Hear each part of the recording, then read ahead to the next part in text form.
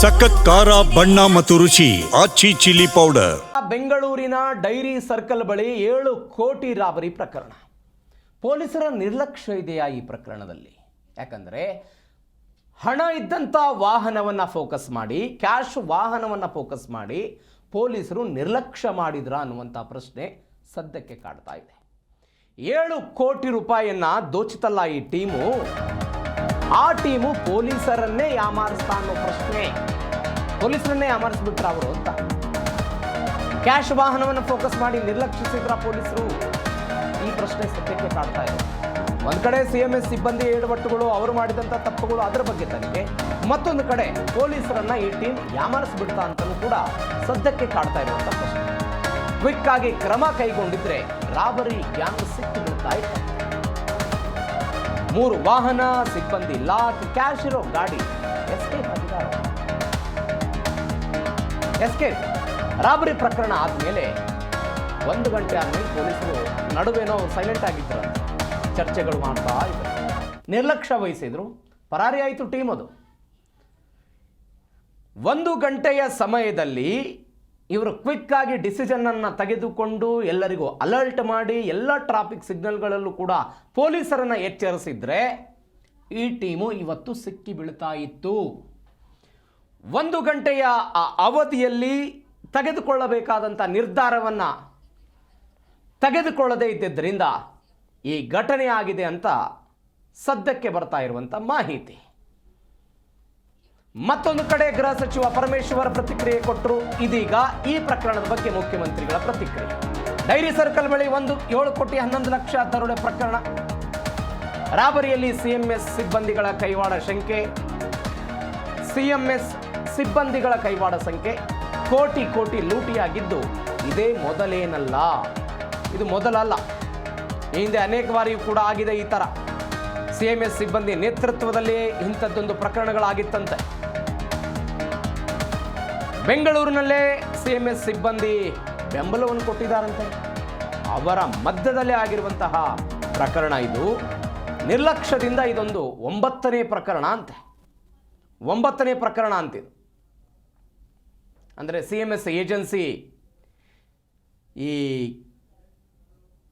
Agency ಇದು ATMಗಳಿಗೆ ಹಣ ಹಾಕೋದಕ್ಕೆ ತೆಗೆದುಕೊಂಡಂಥ ಏಜೆನ್ಸಿ. CMS ಸಿಬ್ಬಂದಿ ನೇತೃತ್ವದಲ್ಲೇ ಪ್ರಕರಣಗಳಾಗಿವೆ.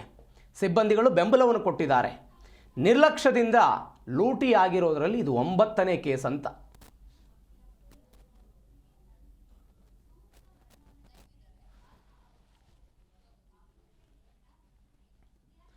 ಎಸ್, ನಮ್ಮ ಪ್ರತಿನಿಧಿ ವಿಶ್ವನಾಥ ಸಂಪರ್ಕದಲ್ಲಿದ್ದಾರೆ. ವಿಶ್ವನಾಥ, ನಾವು ಆವಾಗಲೇ ಕೂಡ ಮಾತನಾಡ್ತಾ ಇದ್ವಿ, ಪೊಲೀಸರ ಎಡವಟ್ಟಾಗಿದೆ, ಈಗ ತನಿಖೆಯನ್ನು ಮಾಡ್ತಿದ್ದಾರೆ, ಅದೆಲ್ಲವೂ ಆಯಿತು. ಇದಕ್ಕೆ ನೀವು ಕೂಡ ಆವಾಗಲೇ ಎಕ್ಸ್ಪ್ಲೇನ್ ಮಾಡ್ತಾ ಇದ್ದೀರಿ, CMS ಎಡವಟ್ಟು ಕೂಡ ಬಹಳ ಇದೆ ಇಲ್ಲಿ ಅಂತ. 9ನೇ ಪ್ರಕರಣ ಅಂತಿದ್ದು, ಎಚ್ಚೆತ್ಕೊಳ್ಬೇಕಲ್ವಾ? ಒನ್ಸ್ ಅಗೇನ್ ನಾವು ಬೆಳಗ್ಗೆ ಮಾತನಾಡ್ತಾ ಇದ್ವಿ, CMS ವಾಹನದಲ್ಲಿ ಟೆಕ್ನಿಕಲ್ ಪ್ರಾಬ್ಲಮ್ ಕೂಡ ಇತ್ತು. ಯಾಕೆ ಈ ವಾಹನವನ್ನು ತೆಗೆದುಕೊಂಡ್ರು? ಏನಿದು CMS ಈ ಗಲಭೆ ಅಥವಾ ಈ ಒಟ್ಟಾರೆ ಪ್ರಕರಣದಲ್ಲಿ? ಬೆಂಗಳೂರು ಜನ ಎಷ್ಟು ಸೇಫ್ ಅನ್ನೋದು ನಾನೇ ಎಕ್ಸ್ಪ್ಲೇನ್ ಮಾಡಿದ ಹಾಗೆ ಬೆಂಗಳೂರು ರೀತಿಯಾಗಿ CMS ಸಿಬ್ಬಂದಿ ವರ್ತನೆ ಮಾಡ್ತಾ ಇದ್ರು ಮಾಹಿತಿಯನ್ನು ಕೂಡ ನಾನು ಕೊಡ್ತಾ ಹೋಗಿದ್ದೆ. ಈಗಾಗಲೇ 9ನೇ ಪ್ರಕರಣ ಇದು ಸೇರಿ 9ನೇ ಪ್ರಕರಣ. ಸದ್ಯಕ್ಕೆ ಮಡಿವಾಳ ಆಗಿರ್ಬೋದು, ಬೇರೆ ಬೇರೆ ಕಡೆಗಳಲ್ಲಿ ಅಶೋಕ್ ನಗರ, JP ನಗರ, ಹೀಗೆ ಅನೇಕ ಕಡೆಗಳಲ್ಲಿ ಈ ರೀತಿಯಾದಂತಹ ದರೋಡೆಗೆ ಈ CMS ಸಿಬ್ಬಂದಿ ಒಂದು ಅವಕಾಶವನ್ನು ಮಾಡಿಕೊಟ್ಟಿದ್ರು ಮತ್ತು ಅವರ ಜೊತೆ ಇನ್ವಾಲ್ವ್ಮೆಂಟ್ ಆಗಿದ್ರು ಅನ್ನೋದು ಮಾಹಿತಿ ಕೂಡ ಸಿಕ್ಕಿದ್ದು ಮತ್ತು ಅವರು ಅರೆಸ್ಟ್ ಕೂಡ ಆಗಿದ್ದರು. ಅದಾದ ಮೇಲೇ CMS ಸಂಸ್ಥೆ ಏನಿದೆ ಆ ಸಂಸ್ಥೆಗೂ ಕೂಡ ಪೊಲೀಸರು ವಾರ್ನಿಂಗನ್ನು ಕೊಟ್ಟಿರ್ತಾರೆ ಮತ್ತು ಈಗ ಏನಿದ್ದಾರೆ ಆ ಎಲ್ಲ ಸಿಬ್ಬಂದಿಯನ್ನು ಕೂಡ ಪ್ರಶ್ನೆ ಮಾಡುವಂತಹ ಕೆಲಸವನ್ನು ಕೂಡ ಅಧಿಕಾರಿಗಳು ಮಾಡ್ತಾ ಇದ್ದಾರೆ. ಸದ್ಯಕ್ಕೆ 20ಕ್ಕೂ ಹೆಚ್ಚು ಸಿಬ್ಬಂದಿಯನ್ನು ವಶಕ್ಕೆ ಪಡೆದು ವಿಚಾರಣೆಯನ್ನು ನಡೆಸ್ತಾ ಇರುವಂಥದ್ದು ಮತ್ತು ಪ್ರಶ್ನೆಯನ್ನು ಕೂಡ ಕೇಳ್ತಾ ಇರುವಂಥದ್ದು.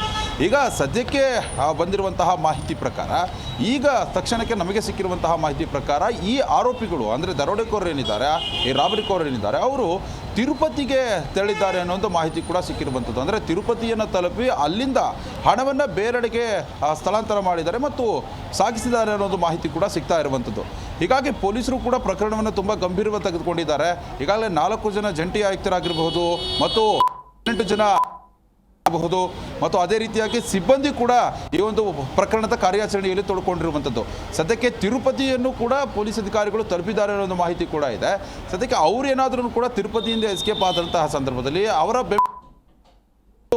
ಹಿಂದೆಯೇ ಹೋಗುವಂತಹ ಸಾಧ್ಯತೆ ಕೂಡ ಇರುತ್ತೆ. ಯಾಕಂತಂದರೆ ಎಲ್ಲ ಕಡೆಗಳಲ್ಲೂ ಕೂಡ ನಾಕಾಬಂದಿ, ರಾಜ್ಯದ ಮೂಲೆಗಳಲ್ಲೂ ಕೂಡ ನಾಕಾಬಂದಿಯನ್ನು ಕೂಡ ಹಾಕಲಾಗಿದೆ. ಆಯಾ ಜಿಲ್ಲಾ ಎಸ್ ಪಿಗಳಿಗೂ ಕೂಡ ಇಲ್ಲಿಂದ ಒಂದು ಮೆಸೇಜನ್ನು ಕೂಡ ಕೊಡಲಾಗಿತ್ತು. ಈಗ ಹೊರ ರಾಜ್ಯದಲ್ಲಿ ಆರೋಪಿಗಳಿದ್ದಾರೆ ಅನ್ನೋ ಒಂದು ಮಾಹಿತಿ ಕೂಡ ಸಿಕ್ಕಿದೆ. ಹೀಗಾಗಿ ಅಧಿಕಾರಿಗಳು ಕೂಡ ತಿರುಪತಿಯನ್ನು ತಲುಪಿ ಅಲ್ಲಿ ತಲಾಶೆನ ನಡೆಸುವಂತಹ ಕೆಲಸವನ್ನು ಮಾಡ್ತಾ ಇದ್ದಾರೆ. ಒಟ್ಟಾರೆಯಾಗಿ ಈ ಒಂದು ಪ್ರಕರಣದಲ್ಲಿ ಪೊಲೀಸರು 1 ಗಂಟೆ ತಡ ಮಾಡಿದ್ದಕ್ಕೇ, ಅಂದರೆ ಇಲ್ಲಿ ನಾವು ಗಮನಿಸಬೇಕಾದ ಸಂಗತಿ ಅಂತಂದರೆ, ಇಲ್ಲಿ ರಾಬರಿಕೋರರು ಸ್ಪಷ್ಟವಾದಂತಹ ಪ್ಲ್ಯಾನನ್ನು ಮಾಡಿಕೊಂಡು, ಪಕ್ಕಾ ಪ್ಲ್ಯಾನ್ ಮಾಡಿಕೊಂಡು 3 ವಾಹನಗಳ ಮುಖಾಂತರವಾಗಿ ಇಲ್ಲಿ ಬಂದು, ಒಂದು ವಾಹನದಲ್ಲಿ ಇನೋವಾ ಕಾರ್ನಲ್ಲಿ ಒಂದು ಹಣವನ್ನು ತುಂಬಿಕೊಂಡು ಹೋಗ್ತಾರೆ. ಅದಾದ ಮೇಲೆ ಝೆನ್ ಮತ್ತು ವ್ಯಾಗನರ್ ವಾಹನದಲ್ಲಿ ಈ ಒಂದು ಸಿಬ್ಬಂದಿ ಏನಿರ್ತಾರೆ ಆ ಸಿಬ್ಬಂದಿಯನ್ನು ಕೂಡ ಹಿಡಿದಿಟ್ಟುಕೊಂಡಿರ್ತಾರೆ ಮತ್ತು ಮೊಬೈಲನ್ನು ಇರ್ತಾರೆ. ಮಾಹಿತಿ ಕೊಡೋದು ಕೂಡ ತಡ ಆಗುತ್ತೆ ಸಿಬ್ಬಂದಿ ಪೊಲೀಸರಿಗೆ. ಅದಾದ ಮೇಲೆ 1 ಗಂಟೆಯ ಸಮಯಾವಕಾಶವನ್ನು ಈ ಪೊಲೀಸರು ಕೂಡ ತೆಗೆದುಕೊಂಡಿರುವಂಥದ್ದು ಮತ್ತು ವೈರ್ಲೆಸ್ ಮುಖಾಂತರವಾಗಿ ಮೆಸೇಜ್ ಕೂಡ ಕೊಡ್ತಾರೆ. ಹೀಗಾಗಿ ಎಲ್ಲೋ ಒಂದು ಕಡೆ ತಡವಾಗಿದ್ದಕ್ಕೇನೆ ಇವರು ಎಸ್ಕೇಪ್ ಆಗಿರೋದಕ್ಕೆ ಸಾಕಷ್ಟು ಅನುಕೂಲ ಕೂಡ ಆಗಿರುವಂಥದ್ದು. ಹೀಗಾಗಿ ಹಿರಿಯ ಅಧಿಕಾರಿಗಳ ಗಮನಕ್ಕೂ ಕೂಡ ಇದು ಬಂದಿದೆ. ಸದ್ಯಕ್ಕೆ ಕ್ಷಿಪ್ರಗತಿಯಲ್ಲಿ ಕಾರ್ಯಾಚರಣೆ ನಡೆಸುವಂಥದ್ದು ಮತ್ತು ಈ ಆರೋಪಿಗಳು ಎಲ್ಲೆಲ್ಲಿ ತಲುಪಿದ್ದಾರೆ ಅವರುಗಳನ್ನು ಹುಡುಕಾಟದಲ್ಲಿ ಈಗ ಅಧಿಕಾರಿಗಳು ತೋಡ್ಕೊಂಡಿರುವಂಥದ್ದು. Praveen. Okay Vishwanath, thank you ನಿಮ್ಮೆಲ್ಲ ಡೀಟೇಲ್ಸ್ಗೆ.